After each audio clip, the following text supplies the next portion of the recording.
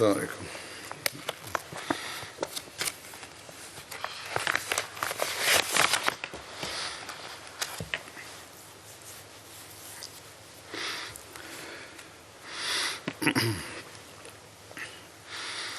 أشهد أن لا إله إلا الله وحده لا شريك له وأشهد أن محمدا عبده ورسوله أما بعد فأعوذ بالله من الشيطان الرجيم بسم الله الرحمن الرحيم الحمد لله رب العالمين الرحمن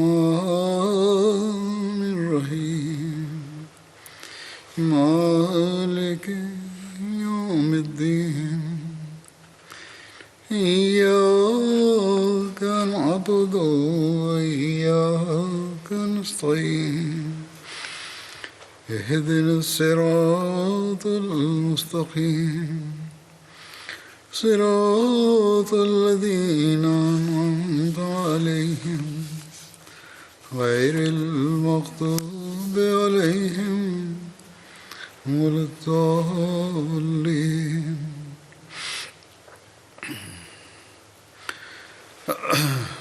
پچھلے خطبات سے حضرت سعد بن معاذ کا ورنن چل رہا تھا۔ ایک گھٹنا جنگ بدر میں وعدہ پورا کرنے کے اظہار کا، جس کا پچھلے خطبہ میں بھی ورنن ہوا تھا، اسے حضرت مسلح موعود رضی اللہ تعالیٰ عنہ نے بھی ورنن فرمایا ہے۔ اپنے ڈھنگ میں آپ اس طرح فرماتے ہیں کہ یہ قدرتی بات ہے کہ جہاں عشق ہوتا ہے وہاں کوئی ویکتی بھی نہیں چاہتا کہ میرے پریے کو کوئی کشٹ پہنچے، اور کوئی بھی یہ پسند نہیں کرتا کہ اس کا پیارا لڑائی میں جائے، بلکہ ہر سمبھو کوشش کی جاتی ہے کہ اس کا پیارا لڑائی سے بچ جائے۔ اسی پرکار صحابہ میں بھی اس بات کو پسند نہیں کرتے تھے کہ آپ صلی اللہ علیہ وسلم لڑائی پر جائیں۔ صحابہ اس بات کو ناپسند نہیں کرتے تھے کہ ہم لڑائی پہ کیوں جائیں، بلکہ ان کو رسول کریم صلی اللہ علیہ وسلم کا لڑائی پہ جانا ناپسند تھا، اور یہ ان کی سوبھاوک اچھا تھی جو پرتیک پریمی کو اپنے پریمی کے ساتھ ہوتی ہے۔ اس کے اترکت ہم دیکھتے ہیں کہ اتہاس سے اس بات کے اتیادھک پرمان ملتے ہیں کہ جب رسول کریم صلی اللہ علیہ وسلم بدر کے قریب پہنچے تو آپ نے صحابہ سے فرمایا کہ اللہ تعالیٰ نے مجھے سوچنا دی ہے کہ ہمارا مقابلہ قافلے سے نہیں بلکہ فوج سے ہوگا۔ پھر آپ نے ان سے مشورہ لیا اور فرمایا کہ بتاؤ تمہاری کیا صلاح ہے۔ جب بڑے بڑے صحابہ نے آپ کی یہ بات سنی تو انہوں نے باری باری اٹھ کر اتیادھک بلیدان کی پریرنا سے پریپورن تقریریں کیں اور کہا کیا ہم پرتیک سیوا کے لیے اپستھت ہیں؟ ایک اٹھتا اور تقریر کر کے بیٹھ جاتا، پھر دوسرا اٹھتا اور مشورہ دے کر بیٹھ جاتا۔ ارتھات جتنے بھی اٹھے انہوں نے یہی کہا کہ یدی ہمارا خدا ہمیں حکم دیتا ہے تو ہم اوشیہ لڑیں گے، پرنتو جب کوئی مشورہ دے کر بیٹھ جاتا تو رسول کریم صلی اللہ علیہ وسلم فرماتے مجھے مشورہ دو۔ اور اس کی وجہ یہ تھی کہ ابھی تک جتنے صحابی نے اٹھ کر تقریریں کی تھیں اور مشورے دیے تھے وہ سب مہاجرین میں سے تھے، اور جب آپ نے بار بار یہی فرمایا کہ مجھے مشورہ دیا جائے تو سعد بن معاذ رئیس اوس نے آپ کا ادیشیہ سمجھا اور انصار کی طرف سے کھڑے ہو کر کہا کہ یا رسول اللہ، آپ کی سیوا میں مشورہ تو عرض کیا جا رہا ہے، پرنتو آپ پھر بھی یہی فرماتے ہیں کہ مجھے مشورہ دو۔ اس سے گیات ہوتا ہے کہ آپ انصار کی رائے پوچھنا چاہتے ہیں۔ اس وقت تک یدی ہم خاموش تھے تو کیول اس لیے کہ ہم لڑنے کی تائید کریں گے، تو شاید مہاجرین یہ سمجھیں کہ یہ لوگ ہماری قوم اور ہمارے بھائیوں سے لڑنا اور ان کو ود کرنا چاہتے ہیں۔ پھر انہوں نے کہا، یا رسول اللہ، شاید آپ کا بیعت عقبہ کے اس معاہدے کے سمبندھ میں کچھ وچار ہے جس میں ہماری طرف سے یہ شرط پرستت کی گئی تھی کہ یدی دشمن مدینہ پر حملہ کرے گا تو ہم اس کا سامنا کریں گے، لیکن یدی مدینہ سے باہر جا کر لڑنا پڑا تو ہم اس کے ذمہ دار نہیں ہوں گے۔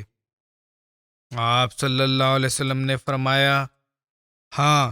سعد بن معاذ نے عرض کیا، یا رسول اللہ، اس وقت جب کہ ہم آپ کو مدینہ لائے تھے ہمیں آپ صلی اللہ علیہ وسلم کے بڑے پد اور ستھان کا پتہ نہیں تھا، تو اب تو ہم نے اپنی آنکھوں سے آپ کی واستوکتا کو دیکھ لیا ہے، اور اب اس سمجھوتے کے ہمارے نظروں میں کچھ بھی حقیقت نہیں، ارتھات جو بیعت عقبہ کے وقت سمجھوتا ہوا تھا وہ تو ایک عام سمجھوتا تھا دنیاوی لحاظ سے جو ہم نے دیکھا ہے، اور ہماری روحانیت کی جو آنکھیں کھلی ہیں اس کے بعد تو اس کی کچھ بھی حقیقت نہیں۔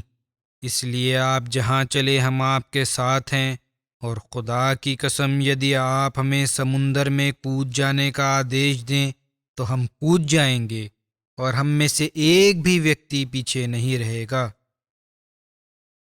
یا رسول اللہ، ہم آپ کے آگے بھی لڑیں گے اور پیچھے بھی لڑیں گے، آپ کے دائیں بھی لڑیں گے اور آپ کے بائیں بھی لڑیں گے، اور دشمن آپ تک نہیں پہنچ سکتا جب تک وہ ہماری لاشوں کو کچلتا ہوا نہ گزرے۔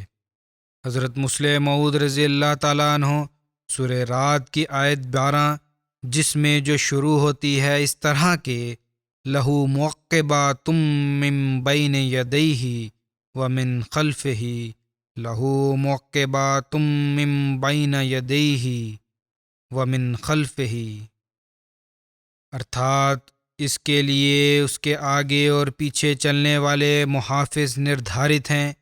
اس کی تفسیر فرماتے ہیں کہ رسول کریم صلی اللہ علیہ وسلم کی نبوت کا سمست سمے اس حفاظت کا پرمان ہے جو اللہ تعالیٰ نے وعدہ فرمایا تھا۔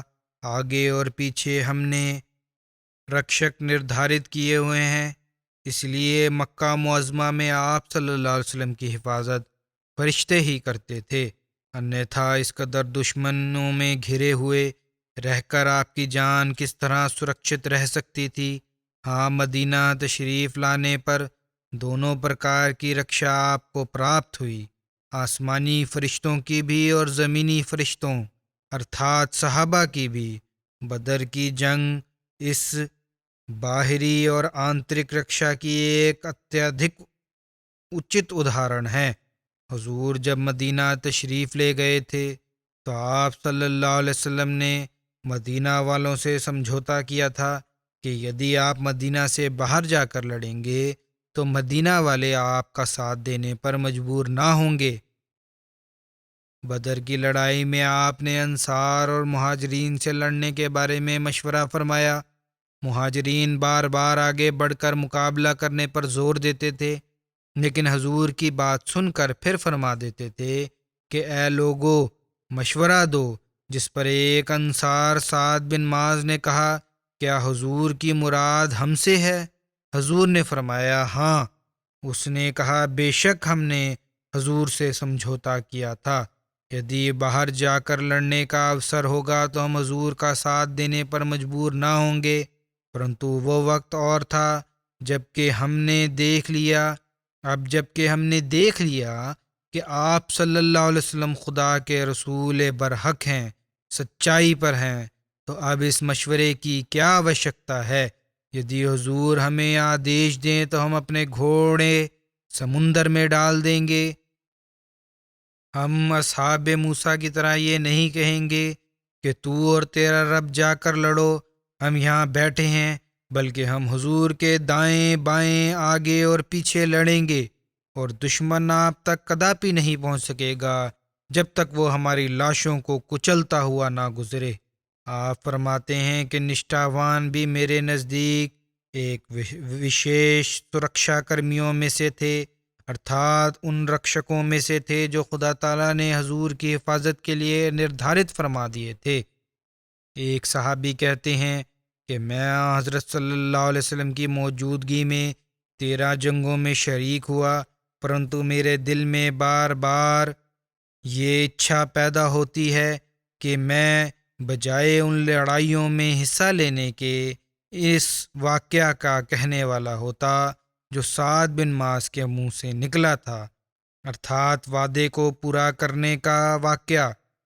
جنگ بدر کے افسر پر حضرت سعد بن معاذ کی نشٹھا کا ورنن کرتے ہوئے سیرت خاتم النبیین میں حضرت مرزا بشیر احمد صاحب نے تحریر فرمایا ہے کہ جس جگہ اسلامی لشکر نے ڈیرا ڈالا تھا وہ کوئی ایسی اچھی جگہ نہ تھی جنگی لحاظ سے۔ اس پر حباب بن منذر نے آپ سے پوچھا کہ کیا خدائی الہام کے ادھین آپ نے یہ جگہ پسند کی ہے یا کیول فوجی تدبیر کے طور پر اسے اختیار کیا ہے؟ حضرت صلی اللہ علیہ وسلم نے فرمایا، اس بارے میں کوئی خدائی آدیش نہیں ہے، تم کوئی مشورہ دینا چاہتے ہو تو بتاؤ۔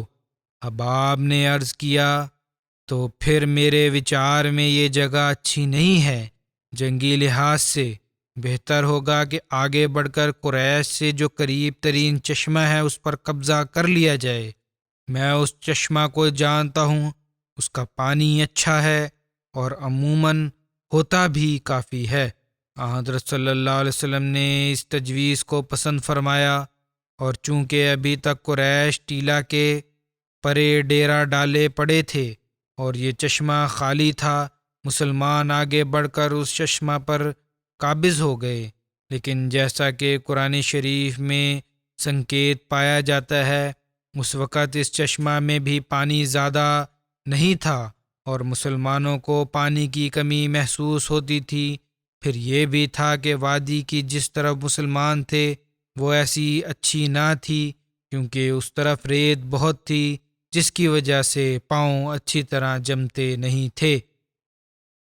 جگہ کے چناؤ کے بعد سعد بن معاذ رئیس اوس کی تجویز سے صحابہ نے میدان کے ایک حصہ میں حضرت صلی اللہ علیہ وسلم کے واسطے ایک ٹینٹ سا تیار کر دیا، اور سعد نے حضرت صلی اللہ علیہ وسلم کی سواری ٹینٹ کے پاس باندھ کر عرض کیا، یا رسول اللہ، آپ اس تمبو میں تشریف رکھیں اور ہم اللہ کا نام لے کر دشمن کا مقابلہ کرتے ہیں۔ یدی خدا نے ہمیں فتح دی اور یہی ہماری آرزو بھی ہے تو الحمدللہ، پرنتو یدی اللہ نہ کرے دویدھا پورن ہوا تو آپ اپنی سواری پر سوار ہو کر جس طرح بھی ہو مدینہ پہنچ جائیں۔ اس تمبو کے ساتھ ہی سواری بھی اچھی قسم کی ایک اونٹ باندھ کر رکھ دیا۔ پھر انہوں نے عرض کہا کہ وہاں مدینہ پہنچ جائیں آپ، وہاں ہمارے ایسے بھائی بندھو موجود ہیں جو محبت اور نشٹھا میں ہم سے کم نہیں ہیں، لیکن چونکہ ان کو یہ وچار نہیں تھا کہ ہم اس مہم میں جنگ پیش ہو جائے گی، اس لیے وہ ہمارے ساتھ نہیں آئے، انیتھا کداپی پیچھے نہ رہتے، لیکن جب انہیں حالات کا علم ہوگا تو وہ آپ کی رکشا میں جان تک لڑا دینے سے پیچھے نہیں ہٹیں گے۔ یہ سعد کا جوش اور نشٹھا تھی جو پرتیک اوستھا میں پرشنسا کے یوگیہ ہے، انیتھا بھلا خدا کا رسول میدان سے بھاگے۔ حضرت صلی اللہ علیہ وسلم تو سب سے آگے ہوتے تھے جنگوں میں، اس لیے حنین کے میدان میں ہم دیکھتے ہیں کہ 12,000 فوج نے پیٹھ دکھائی، پرنتو یہ مرکز توحید اپنی جگہ سے ڈگمگایا نہیں۔ بہرحال ٹینٹ تیار کیا گیا جیسا کہ سعد نے کہا تھا۔ سعد اور بعض دوسرے انصار اس کے گرد پہرا دینے کے لیے کھڑے ہو گئے۔ حضرت صلی اللہ علیہ وسلم اور حضرت ابوبکر نے اسی ٹینٹ میں رات بسر کی اور حضرت صلی اللہ علیہ وسلم نے رات بھر خدا کے سمکش رو رو کر دعائیں کیں، اور لکھا ہے کہ سارے لشکر میں صرف آپ صلی اللہ علیہ وسلم ہی تھے جو رات بھر جاگے، باقی سب لوگ باری باری اپنی نیند سو لیے۔ غزوہ احد کے افسر پر جمعہ کی رات حضرت سعد بن معاذ، حضرت اسید بن حضیر اور حضرت سعد بن عبادہ مسجد نبوی میں ہتھیار پہنے رسول اللہ صلی اللہ علیہ وسلم کے دروازے پر پہرا دیتے رہے۔ غزوہ احد کے افسر پر جب رسول اللہ صلی اللہ علیہ وسلم گھوڑے پر سوار ہو کر اور کمان کندھے پر ڈال کر اور نیزہ ہاتھ میں لے کر مدینہ سے روانہ ہوئے، تو دونوں سعد ارتھات حضرت سعد بن معاذ اور حضرت سعد بن عبادہ آپ کے آگے آگے دوڑ رہے، اور ان دونوں نے کوچ پہنے ہوئے تھے۔ حضرت مرزا بشیر احمد غزوہ احد کا ورنن کرتے ہوئے تحریر کرتے ہیں، لکھتے ہیں کہ آپ صلی اللہ علیہ وسلم صحابہ کی ایک بڑی جماعت کے ساتھ نماز عصر کے بعد مدینہ سے نکلے۔ قبیلہ اوس اور خزرج کے دھنی لوگوں سعد بن معاذ اور سعد بن عبادہ آپ کی سواری کے سامنے آہستہ آہستہ دوڑتے جاتے تھے، اور باقی صحابہ آپ کے دائیں بائیں اور پیچھے چل رہے تھے۔ جب رسول اللہ صلی اللہ علیہ وسلم غزوہ احد سے مدینہ واپس آئے اور اپنے گھوڑے سے اترے، تو آپ حضرت سعد بن معاذ اور حضرت سعد بن عبادہ کا سہارا لیتے ہوئے اپنے گھر میں داخل ہوئے۔ حضرت سعد بن معاذ کی ماتا کو حضرت صلی اللہ علیہ وسلم سے کتنا پریم تھا، اس کا ورنن کرتے ہوئے حضرت مسلم موعود رضی اللہ تعالیٰ عنہ فرماتے ہیں کہ جنگ احد سے واپسی پر رسول کریم صلی اللہ علیہ وسلم کی سواری کی باغ حضرت سعد بن معاذ پکڑے ہوئے فخر سے چل رہے تھے۔ جنگ میں آپ کا بھائی بھی مارا گیا تھا۔ مدینہ کے نکٹ پہنچ کر حضرت سعد نے اپنی ماں کو آتے ہوئے دیکھا اور کہا، یا رسول اللہ، میری ماتا آ رہی ہیں۔ حضرت سعد رضی اللہ تعالیٰ عنہ کی والدہ ماتا کی آیو اس وقت کوئی 80-82 ورش کی تھی۔ آنکھوں کی روشنی جا چکی تھی، بہت کمزور نظر تھی، دھوپ چھاؤں مشکل سے نظر آتی تھی۔ رسول کریم صلی اللہ علیہ وسلم کی شہادت کی سب خبر سن کر یہ مشہور ہو گیا تھا مدینہ میں کہ حضرت صلی اللہ علیہ وسلم کو شہید کر دیا گیا ہے۔ تو یہ خبر سن کر وہ بڑھیا بھی لڑکھڑاتی ہوئی مدینہ سے باہر نکلی جا رہی تھی۔ حضرت سعد نے کہا، یا رسول اللہ، میری ماں آ رہی ہے۔ تو رسول کریم صلی اللہ علیہ وسلم نے فرمایا، میری سواری کو ٹھہرا لو، قریب پہنچے، تمہاری ماتا آ رہی ہیں، وہاں اس کے قریب کھڑا کر دو میری سواری۔ جب آپ اس بوڑھی عورت کے قریب آئے تو اس نے اپنے بیٹوں کے سمبند میں کوئی خبر نہیں پوچھا تو یہ پوچھا کہ رسول اللہ صلی اللہ علیہ وسلم کہاں ہیں؟ حضرت سعد نے اتر دیا، آپ کے سامنے ہیں۔ اس بوڑھی عورت نے اوپر نظر اٹھائی، اس کی کمزور نظریں رسول کریم صلی اللہ علیہ وسلم کے مکھ پر پھیل کر رہ گئیں۔ رسول کریم صلی اللہ علیہ وسلم نے فرمایا، بی بی، مجھے افسوس ہے، تمہارا جوان بیٹا اس جنگ میں شہید ہو گیا ہے۔ بڑھاپے میں کوئی شخص ایسی خبر سنتا ہے تو اس کے ہوش اڑ جاتے ہیں، لیکن اس بڑھیا نے کیسا پریم بھرا اتر دیا کہ یا رسول اللہ، آپ کیسی باتیں کر رہے ہیں، مجھے تو آپ کی خیریت کی چنتا تھی۔ حضرت مسلم موعود نے یہ گھٹنا ورنن کی۔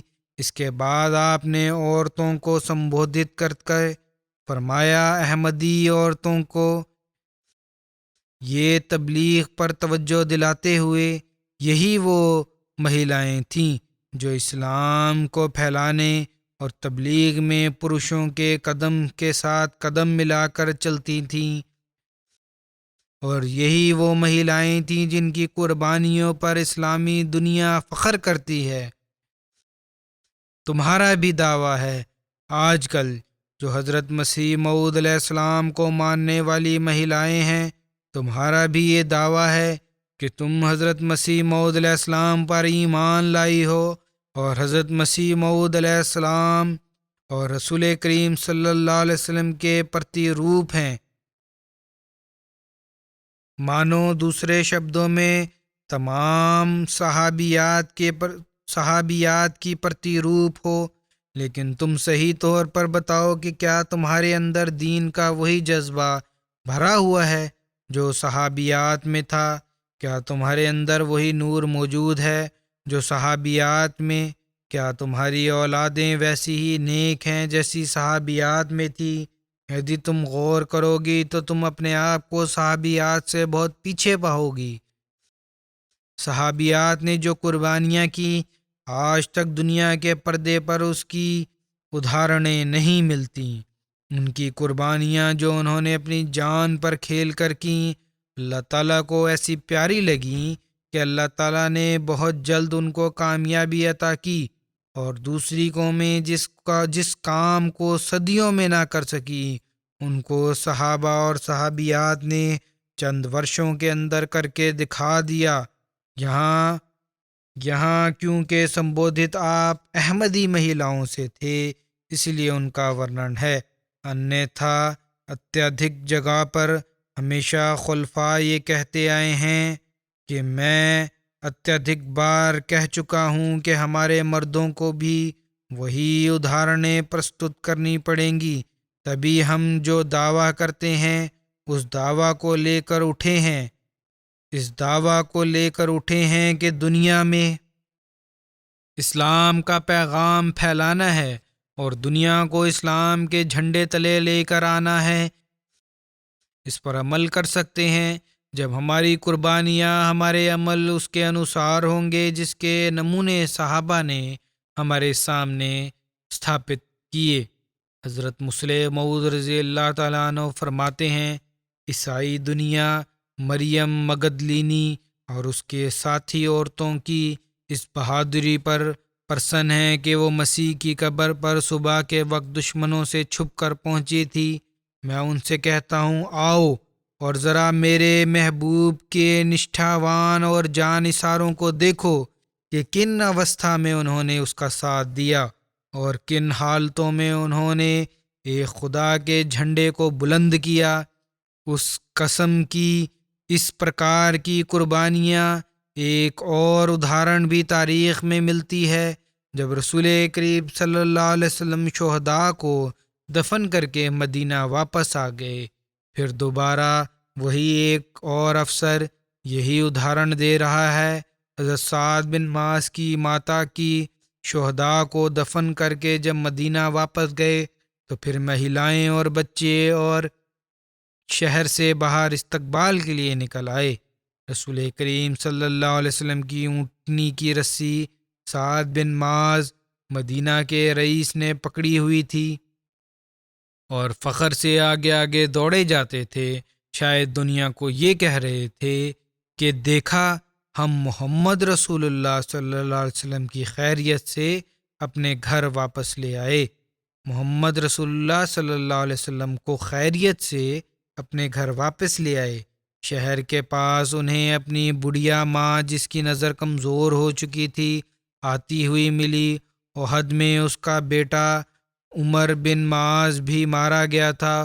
اسے دیکھ کر سعد بن معاذ نے کہا، یا رسول اللہ، ماتا، کہ اے اللہ کے رسول، میری ماں آ رہی ہے۔ آپ نے فرمایا، خدا تعالیٰ کی برکتوں کے ساتھ آئے۔ بڑھیا آگے بڑھی اور اپنی کمزور پھٹی آنکھوں سے ادھر ادھر دیکھا کہ کہیں رسول کریم صلی اللہ علیہ وسلم کا مکھ نظر آ جائے۔ انتتہ رسول اللہ صلی اللہ علیہ وسلم کا چہرہ پہچان لیا اور پرسن ہو گئی۔ رسول اللہ صلی اللہ علیہ وسلم نے فرمایا، مائی، مجھے تمہارے بیٹے کی شہادت پر تم سے ہمدردی ہے۔ اس پر نیک عورت نے کہا، حضور، جب میں نے آپ کو سلامت دیکھ لیا تو سمجھو کہ میں نے مصیبت کو بھون کر کھا لیا، مصیبت کو بھون کر کھا لیا۔ کیا عجیب محاورہ ہے، محبت کی کتنے گہرے بھاوناؤں کا سنکیت کرتا ہے۔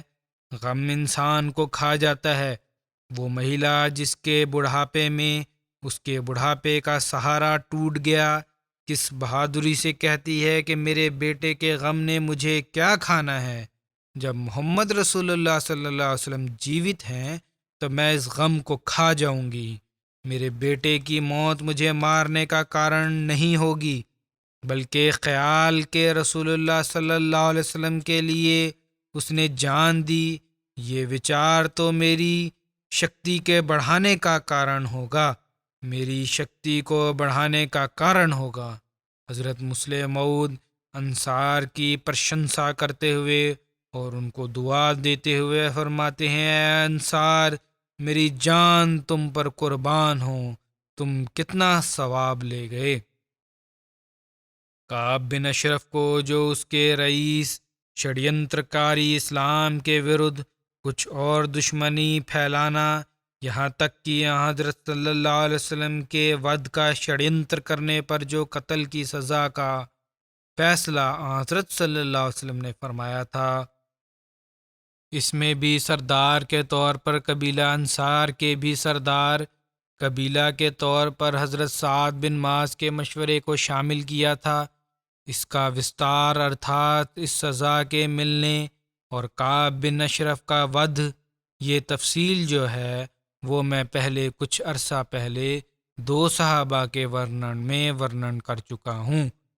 اس کا کچھ حصہ یہاں بھی ورنن کرتا ہوں جو اس کے سمبندھ میں حضرت سعد بن معاذ سے ہے، اور یہ جو میں ورنن کروں گا اس میں بھی کچھ لیا ہے اور کچھ گدے میں نے سیرت خاتم النبیین سے ہی لیا ہے۔ جب حضرت صلی اللہ علیہ وسلم مدینہ میں ہجرت کر کے تشریف لائے تو کعب بن اشرف نے دوسرے یہودیوں کے ساتھ مل کر اس معاہدہ میں شرکت کی جو حضرت صلی اللہ علیہ وسلم اور یہودیوں کے مدھے دوستی، امن اور شانتی اور مشترکہ دفاع کے سمبندھ میں لکھا گیا تھا۔ پرنتو اندر ہی اندر کعب کے دل میں کچھ دشمنیوں کی آگ سلگنے لگ گئی اور اس نے چھپ کر چال بازیوں سے اسلام اور اسلام کے سنستھاپک کے ورد شروع کر دیں۔ اس لیے لکھا ہے کہ کعب پرتیک ورش یہودی علماء اور شیخوں کو بہت سی خیرات دیا کرتا تھا۔ اس نے ایک دن ان سرداروں سے ان کو مذہبی کتابوں کی درشٹی سے آپ صلی اللہ علیہ وسلم کے سمبندھ میں پرشن کیا کہ تمہارا کیا وچار ہے، یہ سچا ہے کہ نہیں؟ انہوں نے کہا، بظاہر تو یہ وہی معلوم ہوتا ہے جس کا ہمیں وعدہ دیا گیا تھا، ہماری تعلیم میں ورنن ہے۔ کعب تو بڑا سخت ورودھی تھا حضرت صلی اللہ علیہ وسلم کا اور اسلام کا۔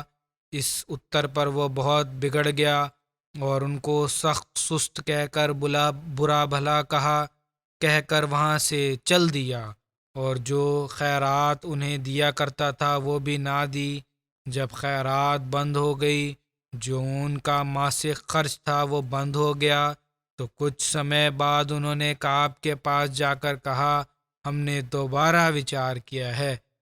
پیسے کو تو مولوی آج بھی نہیں چھوڑتا، یہی حال ان کا تھا۔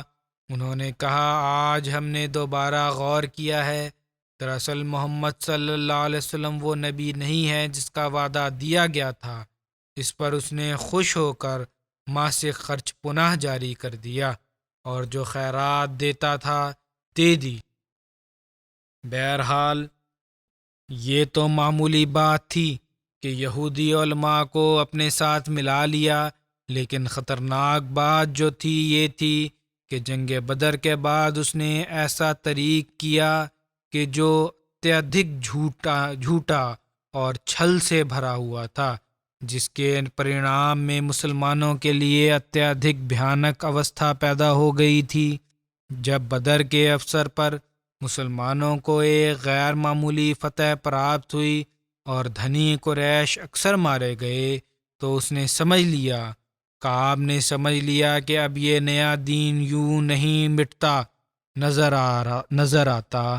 پہلے تو ہمارا وچار تھا کہ آپ ہی ختم ہو جائے گا، نہیں اب نہیں لگتا کہ یہ پھیلے گا، اس لیے بدر کے بعد اس نے اپنی پوری کوشش اسلام کے مٹانے اور تباہ کرنے میں ہر طرح کا کوئی مارگ نہ چھوڑا جائے، اور یہ پرن کر لیا کہ میں نے اسلام کو تباہ و برباد کرنا ہی کرنا ہے۔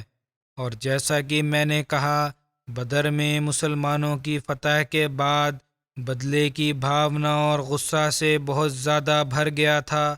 وہ اس نے جب فیصلہ کیا اس غصہ کی وجہ سے کہ میں نے تباہ کرنا ہی کرنا ہے اسلام کو، اس نے ترنت یاترا کی تیاری کر کے مکہ کی راہ لی۔ وہاں جا کر اپنی تیز باتوں سے اور کویتائیں سنا سنا کر قریش کے دلوں کی سلگتی ہوئی آگ کو جلا دیا اور بھڑکا دیا۔ ان کے دل میں مسلمانوں کے رکت کی نہ بجھنے والی پیاس پیدا کر دی۔ تم ہار گئے، تمہارے لیڈروں کو انہوں نے مار دیا، تم اب بیٹھے ہو، جاؤ اور بدلہ لو۔ بھڑک اٹھے ان کے سینے بدلہ لینے سے اور دشمنی سے بھر دیے اپنی تقریروں سے اور کویتاؤں سے۔ جب کعب کی بھڑکانے والی باتوں سے ان کے احساسات میں ایک انتہائی درجہ کی بجلی پیدا ہو گئی، تو اس نے ان کو خانہ کعبہ کے صحن میں لے جا کر اور کعب کے پردے ان کے ہاتھوں میں دے دے کر ان سے قسمیں لیں کہ جب تک اسلام اور بانی اسلام کو صفائے دنیا سے پرتھوی سے ملیا میٹ نہ کر دیں گے، اس وقت تک چین نہیں لیں گے۔ مکہ میں یہ آگ پیدا کرنے کے بعد اس نے یہیں بس نہیں کی، اس نے بلکہ اس بدبخت نے دوسرے عرب کے قبیلوں کا رخ کیا، اور پھر قوم قوم اور پرتیک قبیلے میں پھر پھر کر مسلمانوں کے ورد لوگوں کو بھڑکایا۔ پھر مدینہ میں واپس آ کر پھر اپنی کوششیں اسلام کے ورد تیز کیں، اور غیر مسلمانوں میں اپنی جوش دلانے والی کویتائیں اور خاص طور پر یہودیوں کو بھی گندے اشلیل طریق پر مسلمان مہیلاؤں کا ورنن کیا، اور کیول یہاں تک نہیں کہ دشمنی کی آگ بھڑکائی، بلکہ آخر میں اس نے یہ بھی کوشش کی کہ بلکہ سازش کی کہ حضرت صلی اللہ علیہ وسلم کو قتل کیا جائے، اور آپ کو کسی دعوت کے بہانے سے اپنے مکان پر اس نے بلایا، اور چند نوجوان یہودیوں سے آپ کے قتل کروانے کی یوجنا بنائی۔ خدا کے فضل سے وقت پر سوچنا ملی، آپ کو خدا تعالیٰ نے سوچنا دے دی، اور اس کی سازش کامیاب نہیں ہوئی۔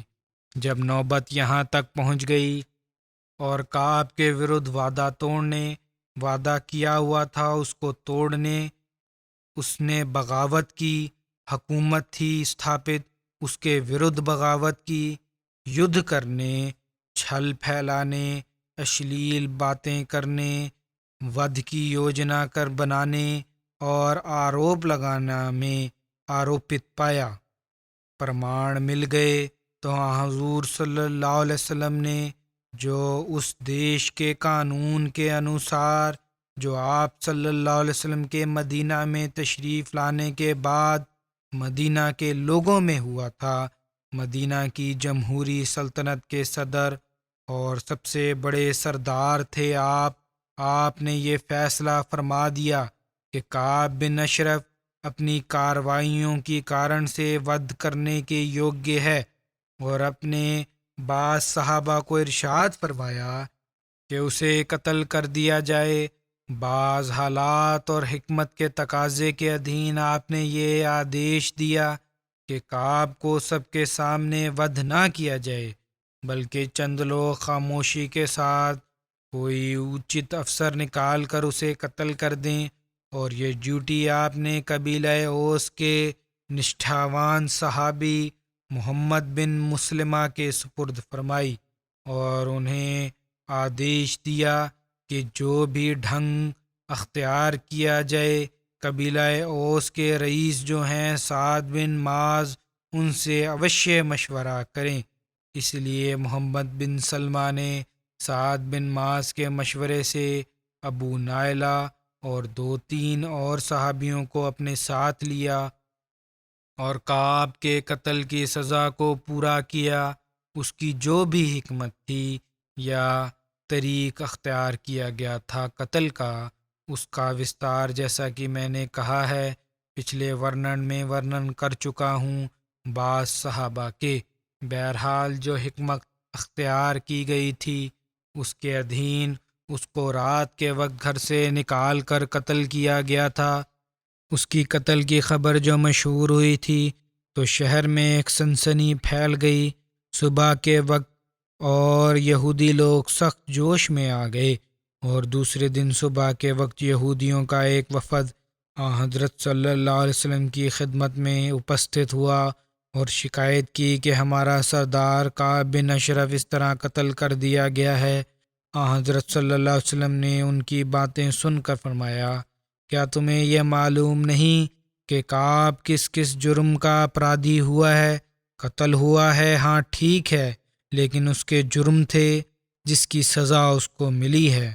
پھر آپ نے سنکشیپ میں ان کو کعب کے وعدہ توڑنے، جنگ کے لیے لوگوں کو ورگلانے، چھل پھیلانے، اشلیل باتیں کرنے، قتل کی سازش کرنے اتیادی کارروائیاں یاد کروائیں، جس پر یہ لوگ ڈر کر خاموش ہو گئے۔ پتہ تھا انہیں سب کو یہ سب کچھ یہ کرتا رہا ہے۔ اس کے بعد حضرت صلی اللہ علیہ وسلم نے ان سے فرمایا کہ تمہیں چاہیے کہ کم از کم بھوشیہ کے لیے شانتی اور سہیوگ کے ساتھ رہو اور دشمنی اور چھل کا بیج نہ بو۔ اس لیے یہودیوں کی رضامندی کے ساتھ بھوشیہ کے لیے ایک نیا معاہدہ لکھا گیا، اور یہود نے مسلمانوں کے ساتھ امن اور شانتی کے ساتھ رہنے اور چھل اور جھگڑے کے طریقوں سے بچنے کا پناہ وعدہ کیا، اور یہ نیا وعدہ لکھا گیا۔ اتہاس میں کسی جگہ بھی لکھا نہیں ہے کہ اس کے بعد یہودیوں نے کبھی کعب بن اشرف کے ود کا ورنن کیا کہ مسلمانوں پر الزام قائم کیا ہو، کیونکہ ان کے دل محسوس کرتے تھے کہ کعب اپنی اچت دنڈ کو پہنچا ہے۔ یہ سزا تھی جو اسے دی گئی اور دی گئی ہے۔ نہ حضرت صلی اللہ علیہ وسلم نے اس کا انکار کیا کہ ہم نے نہیں کیا، ہمیں پتہ نہیں، بلکہ سارا کچھ گنوایا، اور ظاہر تھا یہ آپ کا نرنے تھا۔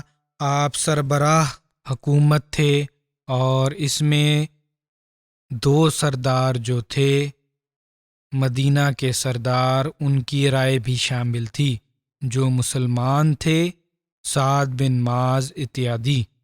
یہودی قبیلہ بنو نذیر نے حضرت صلی اللہ علیہ وسلم کو ایک پتھر گرا کر دھوکے سے ود کرنے کی یوجنا بنائی۔ اللہ تعالیٰ نے ان کو وحی کے دوارا حضرت صلی اللہ علیہ وسلم کو اس کی خبر دی۔ حضرت صلی اللہ علیہ وسلم صحابہ کے ساتھ اس قبیلہ کی اور گئے ہوئے تھے۔ آپ صلی اللہ علیہ وسلم ترنت واپس مدینہ تشریف لے آئے۔ بعد میں حضرت صلی اللہ علیہ وسلم نے اس قبیلے کے گھیرنے کا آدیش دیا۔ ربیع الاول 4 ہجری میں حضرت صلی اللہ علیہ وسلم کو سوئم سرکشا کی درشٹی سے مجبور ہو کر بنو نذیر کے ورد فوج بھیجنی پڑی، جس کے نتیجہ میں انتتہ یہ قبیلہ مدینہ سے نکالا گیا۔ جب رسول اللہ صلی اللہ علیہ وسلم کو غزوہ بنو نذیر کا دھن وستویں ملیں تو آپ نے حضرت ثابت بن قیس کو بلا کر فرمایا کہ میرے لیے اپنی قوم کو بلاؤ۔ حضرت ثابت نے کہا، کیا یا رسول اللہ صلی اللہ علیہ وسلم، کیا خزرج کو؟ آپ صلی اللہ علیہ وسلم نے فرمایا، تمام انصار کو بلا لو، کسی بھی قبیلے کے ہوں۔ اس لیے انہوں نے اوس اور خزرج کو اور آپ صلی اللہ علیہ وسلم کے لیے بلایا۔ رسول اللہ صلی اللہ علیہ وسلم نے ان سے संबोधित हुए। आपने अल्लाह ताला की प्रशंसा की जिसका वह अधिकारी है।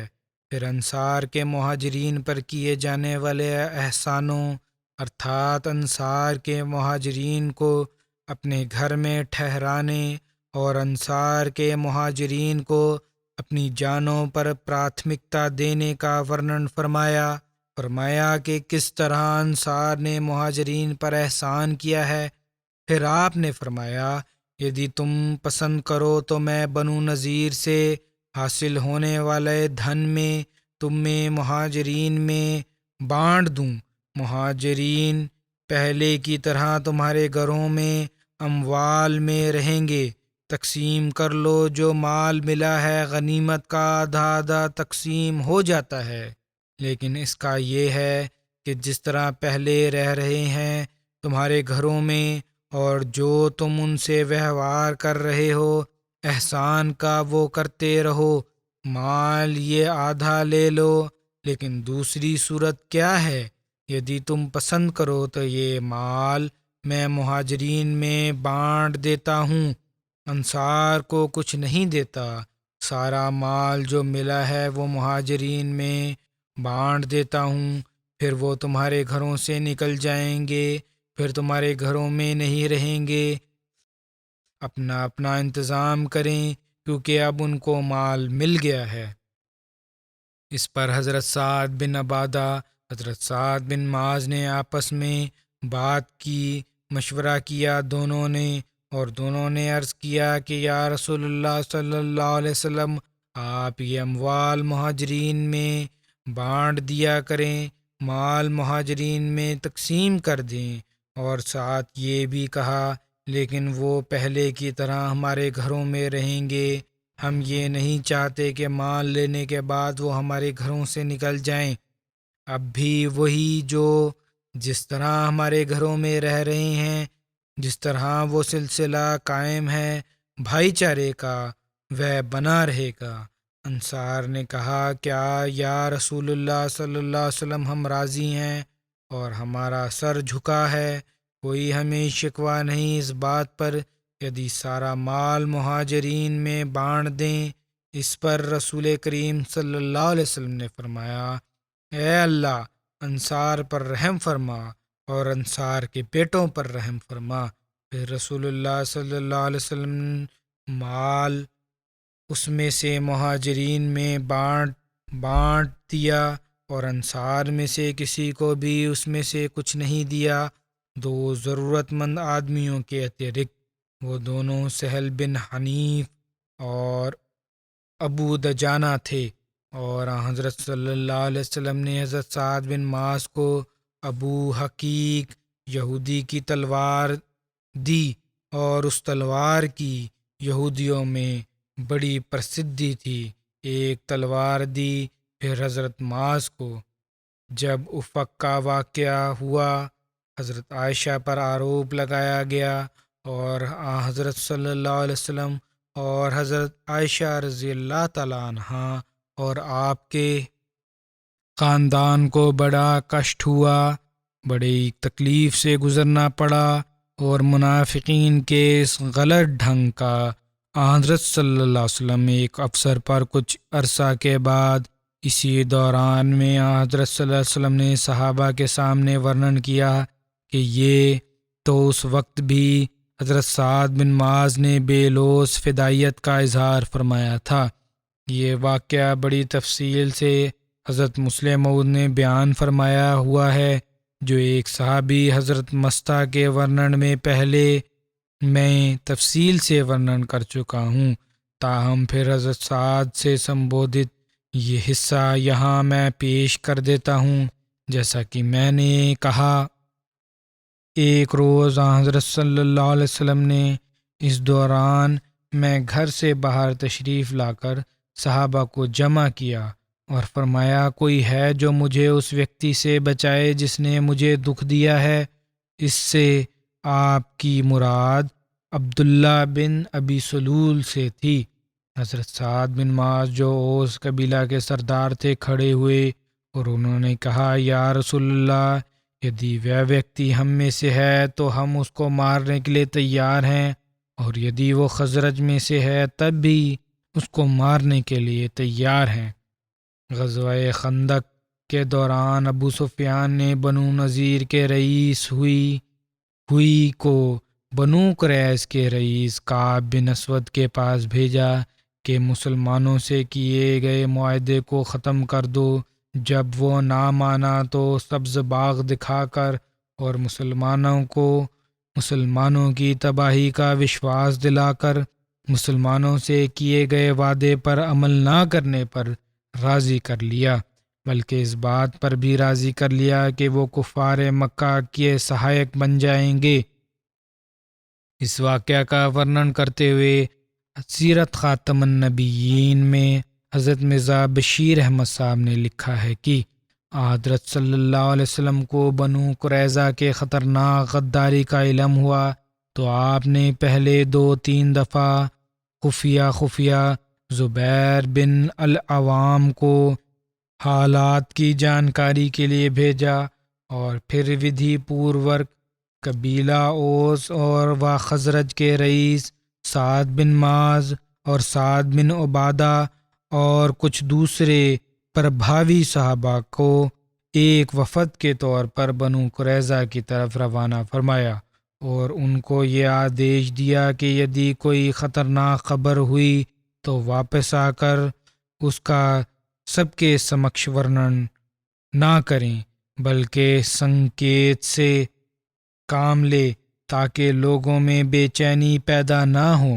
جب یہ لوگ بنو قریظہ کے گھر میں پہنچے اور ان کے رئیس کعب بن اسود کے پاس گئے تو وہ برا ویکتی ان کو اتیادھک گھمنڈ سے ملا، اور سعید کی طرف ارتھات سعد بن معاذ اور سعد بن عبادہ کی طرف سے وعدہ کا ورنن ہونے پر وہ اس قبیلہ کے لوگ بگڑ گئے اور بولے کہ جاؤ، محمد صلی اللہ علیہ وسلم اور ہمارے درمیان کوئی وعدہ نہیں ہوا، ہم نے کوئی معاہدہ نہیں کیا۔ یہ پرتیندھی منڈل الفاظ سن کر واپس اٹھ کر چلا آیا، اور سعد بن معاذ اور سعد بن عبادہ نے حضرت صلی اللہ علیہ وسلم کی خدمت میں حاضر ہو کر اچت ڈھنگ پر حضرت صلی اللہ علیہ وسلم کو ان حالات کی سوچنا دی۔ بہرحال اس وقت تو ان کی یہ حرکت مسلمانوں کے لیے بڑا دھکا تھی۔ چاروں طرف سے مدینہ کو گھیرا ہوا تھا۔ کفار مکہ سے جنگ کی حالت کی وجہ سے اس قبیلہ کے خلاف کوئی کارروائی بھی نہیں ہو سکتی تھی، لیکن جنگ کے انت پر جب شہر میں واپس آئے تو اللہ تعالیٰ نے آپ صلی اللہ علیہ وسلم کو تندراوستھا میں بنو قریظ کی غداری اور بغاوت کی سزا دینے کا بتایا۔ یہ حکم ہوا ان کو سزا ملنی چاہیے۔ اس پر آپ صلی اللہ علیہ وسلم نے عام گھوشنا فرمائی کہ بنو قریظ کے قلعوں کی طرف روانہ ہو جاؤ اور نماز عصر وہیں جا کر پڑھو، اور آپ نے حضرت سعد اور آپ نے حضرت علی کو صحابہ کے ایک دستے کے ساتھ فوراً آگے روانہ کیا۔ اس جنگ کی وستار کچھ لمبا ہے، جس میں حضرت سعد بن معاذ کا بھی انت پر فیصلہ کرنے میں کردار ہے، اس لیے انشاءاللہ اللہ تعالیٰ اب وقت نہیں، آئندہ انشاءاللہ یہ تفصیل ورنن کروں گا۔